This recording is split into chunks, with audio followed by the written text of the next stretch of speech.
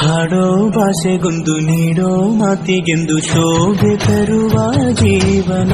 ನಿನ್ನ ಕುಲವು ಎಂದು ನಗುತ್ತಿರಲಿ, ನಮ್ಮ ಆಯಸ್ಸಲ್ಲದ ಭಾಗ ನಿಂತಿರಲಿ. ಮನಸ ಜಾತಿಗೆಂದು ನೋವ ಕಳೆಯಲೆಂದು ಧರೆಗೆ ಇಳಿದಿರೋ ಮಾಧವ.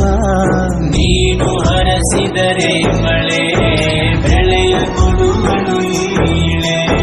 ಭೇದ ಭಾವವೇ ತಿಳಿಯದಿರೋ ತಾಯಿಯ ಮನಸ್ಸು ನಿಂದು ದೊರೆ.